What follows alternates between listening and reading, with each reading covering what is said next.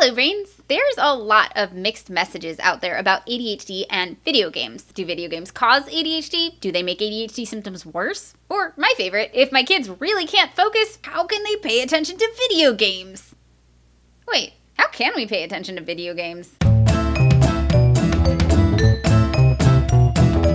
Why can we pay attention to video games for hours on end when we can't focus for long enough to finish half an hour of work? It's not because the work is harder. Have you seen some of the things kids build in Minecraft? It's not because learning is boring. I'm fairly obsessed with Duolingo. And it's not because we don't care. Well, usually. One of the biggest reasons video games hold our attention so well is video games provide instant feedback. Feedback is a response from the environment as a result of your actions. Everyone can benefit from feedback, but ADHDers thrive on it. According to Whitney Fosco, who led a recent study at the University at Buffalo, the major difference is that typically developing kids usually perform well even when simply asked to do their best. But kids with ADHD typically need an external or an additional reinforcement to perform their best. Given the right kind of feedback, some studies suggest that kids with ADHD can actually outperform their peers. And the more immediate, the better. Those of us with ADHD tend to live in the present, in the now. So if we do something well, rewarding us with our favorite ice cream next week will actually not be as effective as simple words of encouragement right away. Immediate feedback. Video games are all about immediate feedback because all video games are built on one fundamental principle, the feedback loop. The feedback loop has 4 parts: understanding the situation,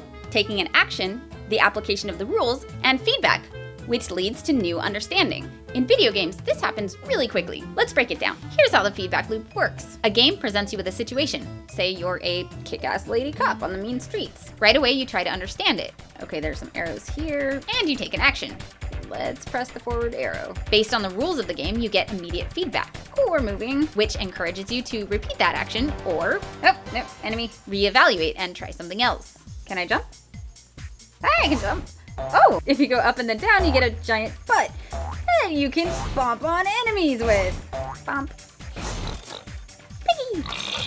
The feedback that video games provide works so well for 3 main reasons. It's accurate, it's positive, or at least non-judgmental, and it's immediate. Unfortunately, life doesn't always provide immediate feedback, and when it does, it's usually negative and judgmental. Timeouts, lost privileges, I just got slapped, boss is yelling at me and I'm not even sure why. Especially since we already tend to be hard on ourselves and get frustrated easily, negative feedback doesn't actually work that well for us. Not to mention the effect it can have on our self-esteem. Just like if you keep dying in a video game, you might decide you don't like that game. If you keep getting yelled at for your math test scores, you might just decide you hate math. Does this mean we should just constantly praise our ADHD kids or ADHD selves? No.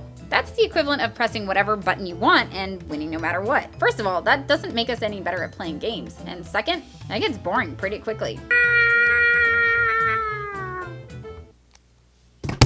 So what we really need is immediate, positive, and accurate feedback. Short of actually turning our lives into a video game, which you can do. I'll go into that in a later episode. How can we create a working feedback loop that motivates us in real life? If you are the one with ADHD, ask for feedback. Work with a therapist or ADHD coach. Ask your boss to let you know once a week how things are going. Start a YouTube channel and read the comments. There's a reason I've been able to stick to this longer than most things. Give yourself credit. The voice in our head tends to be pretty negative. Give yourself a pat on the back every once in a while too. Reward yourself. Recognize when you're making progress on things that are challenging for you and reward yourself. The actual reward can vary from getting to cross something off your to-do list to taking that trip you've always wanted after completing a big project. If you have a child with ADHD, consider using sticker charts. Make it a point to praise your child when they're doing something you like. Instead of just taking away privileges, try allowing them to earn rewards. And experiment with it. It takes time for game developers to perfect their feedback loops, so don't be surprised when you find a few bugs in yours. In the beginning, your feedback loop might be too easy, too hard, the rewards might not be motivating enough, or happen soon enough. Just remember, when game developers see their players fail or get frustrated or throw their controller across the room, they don't blame the player.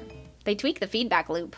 That's it for this week. I've included links to more info on ADHD and video games in the description below. Let me know what kind of feedback works for you. Comment below or hit me up on Facebook or Twitter. Subscribe so you don't miss the next episode, and I will see you next week. Bye, brains!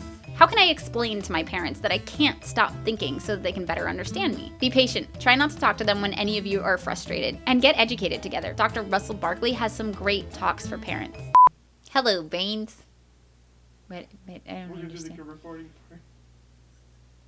What are we recording? The game. Okay. And then what?